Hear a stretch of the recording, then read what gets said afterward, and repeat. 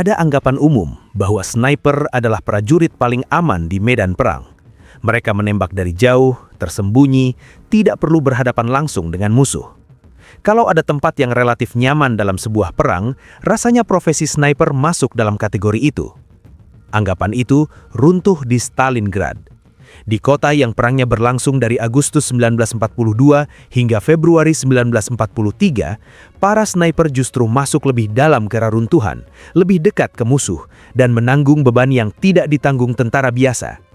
Hidup sebagai sniper di Stalingrad bukan hanya soal kemampuan menembak.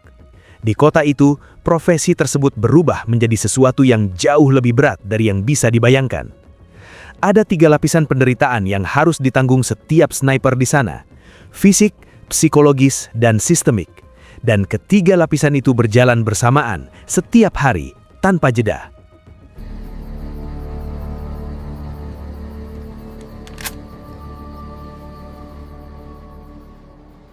Sebelum masuk ke cerita para sniper, perlu dipahami dulu kenapa Stalingrad secara spesifik begitu brutal untuk profesi ini.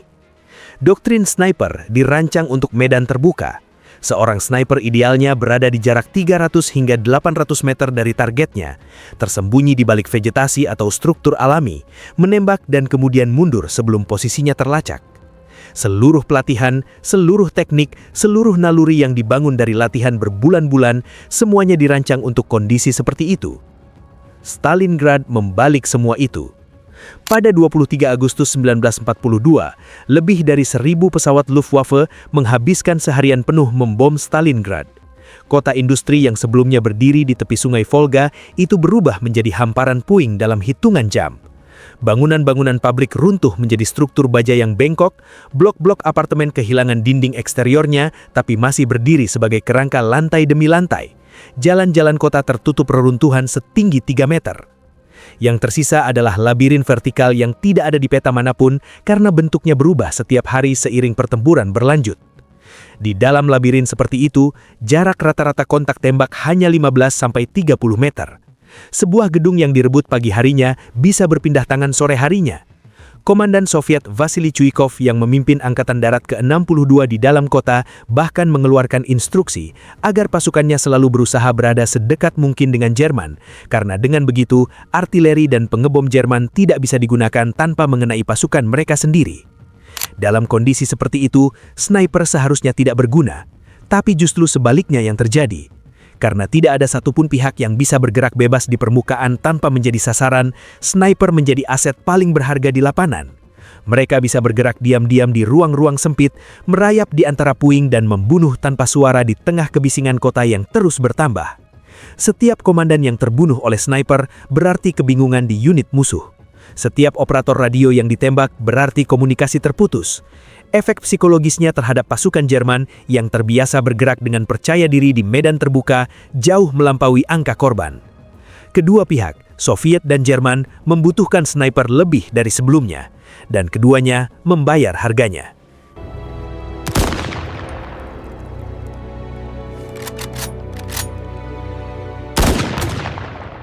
Nama yang paling dikenal dari pertempuran Stalingrad adalah Vasily Zaitsev. Sebelum perang, ia tumbuh di lereng pegunungan Ural dan terbiasa berburu rusa bersama kakeknya sejak usia 11 tahun. Kakeknya mengajarkan satu prinsip yang kelak menjadi fondasi seluruh karier militernya. Jangan terburu-buru, karena peluru yang terburu-buru adalah peluru yang terbuang. Dari tahun-tahun berburu itu, Zaitsev belajar hal-hal yang tidak diajarkan di buku teks militer manapun.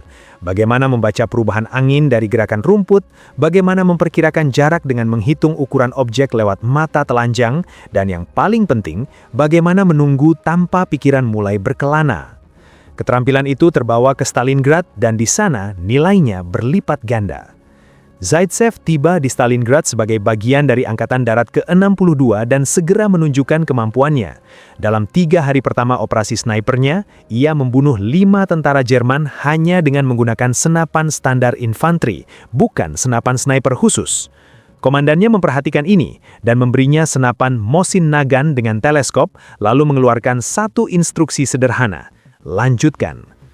Di Stalingrad, Zaitsev mencatat 225 kill resmi selama periode Oktober 1942 hingga Januari 1943. Total sepanjang perang, angkanya mencapai lebih dari 400.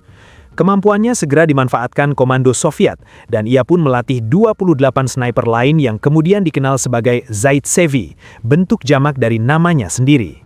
Metode yang ia ajarkan menekankan satu hal di atas segalanya: kesabaran lebih berharga dari akurasi. Tapi ada sisi dari kisah Zaitsev yang jarang dibahas, dan kita akan kembali ke sana nanti. Kemudian ada Anatoly Chekhov. Anatoly Chekhov masuk ke Stalingrad di usia 17 tahun dan mencatat 256 kill selama pertempuran. Angka itu bahkan lebih tinggi dari Zaitsev dalam periode yang sama, dan ia mencapainya dalam kondisi yang jauh dari ideal. Seringkali beroperasi sendirian di sektor-sektor yang terus berpindah tangan dengan perlengkapan yang tidak selalu dalam kondisi sempurna. Yang membuat Chekhov berbeda dari sniper lain di Stalingrad adalah kejujurannya yang tidak biasa dalam wawancara-wawancara pasca perang.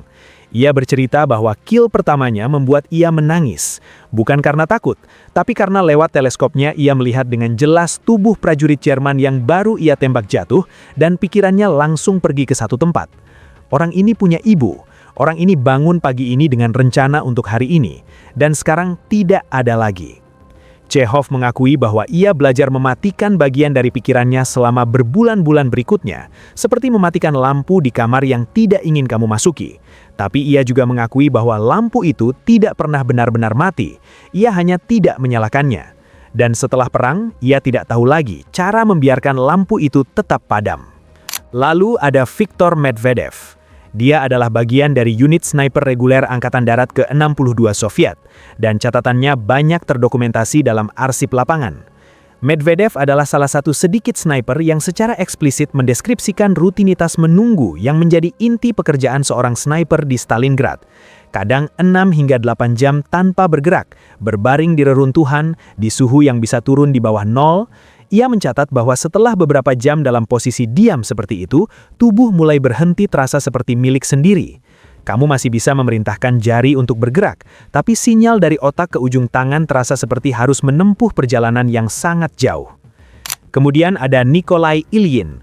Dia adalah bagian dari ahli yang sangat brutal di seluruh Stalingrad, yaitu kawasan pabrik Krasny Oktyabr dan Barrikadie. Dua kompleks pabrik baja itu adalah zona pertempuran yang tidak benar-benar stabil. Garis depan di sana bergeser setiap hari, kadang setiap jam. Angka kill Ilyin lebih rendah dari Zaitsev, tapi dokumen lapangan menyebutnya sebagai salah satu sniper yang paling konsisten. Di zona yang terus diperebutkan dan berubah tangan setiap harinya, konsistensi seperti itu menuntut sesuatu yang jauh lebih dari sekedar kemampuan menembak. Ia harus terus memperbaharui pemahaman tentang medan, terus mencari posisi baru, terus membaca ulang situasi yang tidak pernah berhenti berubah. Kemudian ada Ziba Ganieva. Soviet adalah satu-satunya negara di Perang Dunia Kedua yang secara sistematis melatih perempuan sebagai sniper. Lebih dari 2.000 perempuan lulus dari sekolah sniper Soviet sepanjang perang, dan sebagian dari mereka ditugaskan di Stalingrad. Ziba Ganieva adalah salah satunya. Keputusan untuk melatih sniper perempuan bukan semata-mata soal ideologi kesetaraan. Soviet melakukannya karena kebutuhan yang sangat praktis. Mereka kekurangan tenaga terlatih dan perlu mengisi kekosongan itu dengan sumber daya manusia yang ada. Hasilnya ternyata mengejutkan banyak pihak. Beberapa instruktur pelatihan melaporkan bahwa sniper perempuan rata-rata menunjukkan tingkat kesabaran dan konsentrasi yang lebih tinggi selama sesi latihan menembak jarak jauh, karena mereka tidak membawa ekspektasi sosial yang sama tentang bagaimana seorang pejuang seharusnya bersikap di medan latihan. Di lapangan, Ganieva dan rekan-rekannya menghadapi lapisan tekanan yang tidak ditanggung sniper laki-laki, diremehkan oleh sebagian rekan satu unit, dan dengan resiko yang jauh lebih besar jika tertangkap musuh. Fakta bahwa namanya hampir tidak pernah muncul dalam narasi resmi Soviet saat itu bukan kebetulan. Propaganda membutuhkan hero dengan template tertentu, dan Ganieva tidak cocok dengan template itu. Selanjutnya ada Tanya Chernova. Dia adalah sosok yang lebih kontroversial.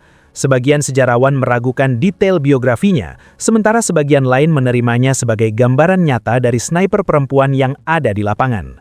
Zaitsev menyebutnya dalam memoarnya sebagai mitra kerja sekaligus kekasih di Stalingrad, seseorang yang beroperasi bersamanya selama beberapa minggu sebelum terluka parah oleh ranjau dan dipulangkan. Terlepas dari perdebatan soal detailnya, sosok Chernova menggambarkan realitas yang memang ada. Sniper perempuan Soviet terlibat langsung di garis depan, dan mereka melakukannya di tengah kondisi yang persis sama dengan rekan laki-laki mereka. Perbedaannya adalah mereka melakukannya tanpa pengakuan yang setara dan seringkali tanpa perlindungan yang setara jika sesuatu berjalan salah.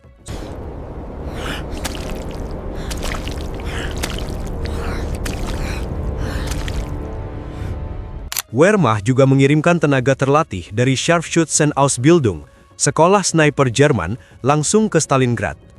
Mereka bertugas melatih unit di lapangan, sekaligus terlibat dalam operasi counter-sniper aktif. Jerman sejatinya memiliki tradisi sniper yang lebih panjang dari Soviet. Program pelatihan sniper modern Jerman sudah berjalan sejak Perang Dunia I, dan doktrinnya jauh lebih terstruktur. Tapi doktrin yang bagus tidak banyak membantu ketika medannya adalah labirin beton yang tidak ada di buku latihan manapun. Keberadaan para instruktur ini terdokumentasi dalam catatan unit, tapi nama-nama mereka hampir tidak pernah tercatat secara individual dalam arsip yang tersedia hingga hari ini. Dan satu nama yang paling sering dikaitkan dengan Stalingrad dari pihak Jerman adalah nama yang mungkin tidak pernah ada. Pertama ada Erwin Krönig. Dia adalah nama yang diklaim Zaitsev dalam memuarnya sebagai penembak jitu Jerman yang dikirim khusus untuk melawannya. Seorang kolonel, instruktur terbaik dari sekolah sniper Wehrmacht di Zosen, yang konon datang ke Stalingrad dengan satu misi, membunuh Zaitsev sebelum reputasinya semakin merusak moral pasukan Jerman. Film Enemy at the Gates tahun 2001 membangun kisah ini menjadi duel epik yang berlangsung berhari-hari di antara reruntuhan, dengan kedua pihak saling mengintai, saling membaca gerakan, saling menunggu kesalahan yang pertama. Masalahnya adalah tidak ada satupun dokumen Wehrmacht yang mengkonfirmasi nama Erwin König. Para sejarawan militer yang menggali arsip Jerman, termasuk arsip yang dibuka setelah reunifikasi Jerman dan setelah runtuhnya Uni Soviet, tidak menemukan bukti bahwa orang ini pernah ada dalam struktur militer Jerman. Yang paling mungkin adalah König merupakan komposit dari beberapa instruktur sniper Jerman yang memang aktif di Stalingrad, lalu diberi satu nama dan satu cerita yang lebih mudah diceritakan. Atau memang murni konstruksi narasi. Zaitsev tidak harus berbohong untuk ini secara sadar. Memuarnya ditulis bertahun-tahun setelah perang, dalam konteks politik Soviet di mana narasi heroik bukan sekedar pilihan pribadi, tapi kewajiban yang diharapkan dari seorang veteran yang namanya sudah menjadi simbol. Tapi ada ironi besar di sini, dan kita akan kembali ke sana di bagian akhir. Я выполняю свой долг перед Родиной. Suhu di Stalingrad selama musim dingin 1942 hingga 1943 bisa turun hingga minus 40 derajat Celcius. Bagi prajurit biasa, dingin itu sudah cukup menyiksa. Bagi sniper, kondisinya jauh lebih buruk karena alasan yang sangat spesifik. Mereka tidak boleh bergerak. Seorang prajurit biasa boleh berlari kecil, mengepakkan tangan atau berbagi kehangatan tubuh dengan rekan di parit yang sempit. Sniper tidak bisa melakukan itu. Setiap gerakan adalah resiko. Bahkan mengubah posisi jari pun bisa memantulkan cahaya dari lensa teleskop dan membocorkan lokasi. Di Stalingrad, sniper Soviet dan Jerman sama-sama harus berbaring diam di reruntuhan selama berjam-jam, kadang di atas lantai beton yang sudah menjadi lapisan es tipis, kadang di bawah salju yang terus turun melalui atap yang sudah tidak ada. Dalam kondisi seperti itu, tubuh mulai memprotes dengan caranya sendiri. Jari-jari kehilangan sensasi paling awal, lalu tangan, lalu seluruh lengan bawah terasa seperti kayu. Perut kram karena tidak ada yang bisa dimakan selama berjam-jam, dan bahkan jika ada makanan, mengunyah di posisi berbaring tanpa bersuara adalah tantangan tersendiri. Ke toilet jelas tidak mungkin. Beberapa sniper membawa botol kecil untuk urusan yang paling mendesak. Cedera paling umum yang dialami sniper di Stalingrad ternyata bukan luka tembak. Radang dingin yang menyerang jari-jari tangan jauh lebih sering tercatat dalam laporan medis unit. Anatoly Chekhov kehilangan sebagian fungsi jarinya sebelum pertempuran berakhir. Ironis, karena jari adalah satu-satunya bagian tubuh yang paling kritis dalam pekerjaan ini. Ada resiko lain yang jarang dibicarakan. Posisi favorit sniper di Stalingrad adalah lantai atas bangunan setengah runtuh, karena dari sana pandangan lebih luas dan posisi lebih sulit dilacak dari permukaan tanah. Tapi struktur bangunan-bangunan yang sudah dihantam bom dan tembakan artileri itu tidak stabil. Beberapa sniper tidak mati karena ditembak musuh. Mereka mati karena lantai yang mereka berbaring di atasnya selama berjam-jam tiba-tiba ambruk ke lantai di bawahnya. Ini adalah bagian yang paling jarang dibicarakan ketika orang membahas sniper di Stalingrad, dan mungkin ini bagian yang paling penting untuk dipahami. Di medan terbuka, sniper menembak dari jarak ratusan meter. Melalui teleskop, target terlihat kecil, hampir abstrak, sebuah siluet yang bergerak daripada seseorang yang sedang hidup. Di Stalingrad, karena jarak antar bangunan yang sempit dan kondisi pertempuran yang berlapis-lapis secara vertikal, ada kill yang terjadi di jarak 50 meter atau bahkan lebih dekat. Pada jarak itu, lewat lensa teleskop kamu tidak melihat siluet, kamu melihat ekspresi, kamu melihat bahwa orang itu sedang melihat ke arah lain, kamu melihat cara ia menggerakkan tangannya sebelum kamu menekan pelatuk. Anatoly Chekhov sudah menceritakan reaksinya sendiri dengan sangat jujur. Tentara biasa menembak ke arah kerumunan, ke arah gerakan, ke arah suara yang datang dari balik tembok. Sniper memilih satu orang secara spesifik, mengamatinya, kadang selama menit-menit yang terasa sangat lama, menunggu momen yang tepat dan kemudian membunuhnya. Proses itu secara psikologis berbeda secara fundamental dari pertempuran jarak dekat biasa. Ada kepemilikan atas tindakan itu yang tidak bisa dihindari. Kebanyakan operasi sniper di Stalingrad dilakukan berpasangan. Satu orang menembak, satu lagi mengobservasi dan memandu dengan menyebutkan jarak, angin, dan posisi target. Tapi selama misi berlangsung, komunikasi ke unit lain hampir nihil. Mereka benar-benar terisolasi di dalam reruntuhan, kadang selama berjam-jam, kadang lebih lama.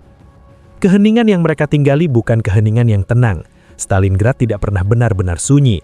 Ada tembakan artileri yang terus-menerus di suatu tempat, ada suara bangunan yang perlahan runtuh, ada teriakan yang datang dari arah yang tidak selalu bisa dipastikan.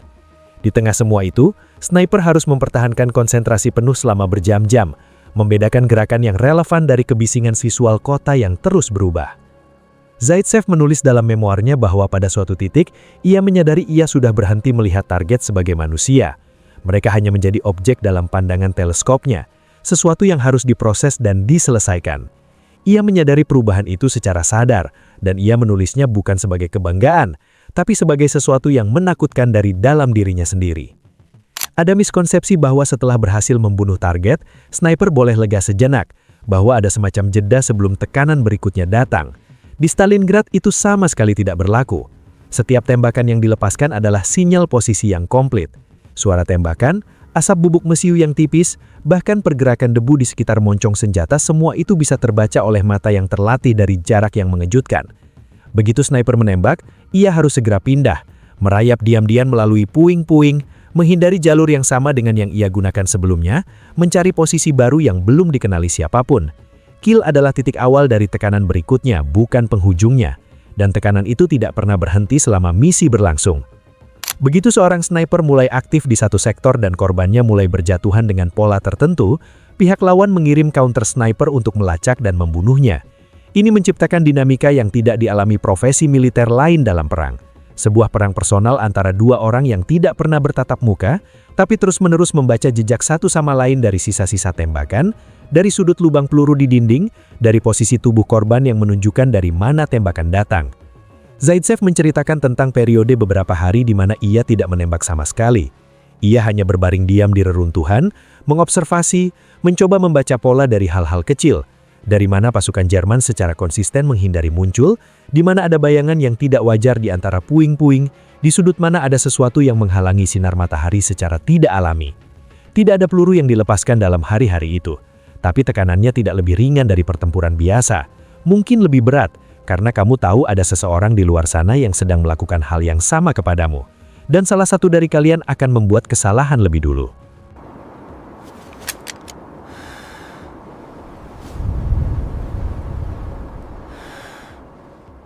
Soviet dengan cepat menyadari bahwa sniper adalah material propaganda yang sempurna. Mereka individual dan bisa diberi nama.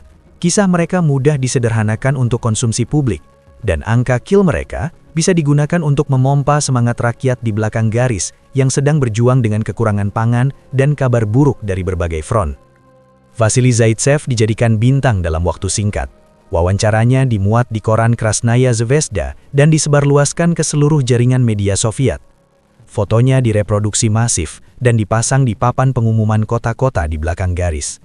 Medali diberikan dalam upacara publik yang dirancang untuk diliput kamera. Ia menjadi simbol hidup dari narasi yang dibutuhkan Soviet.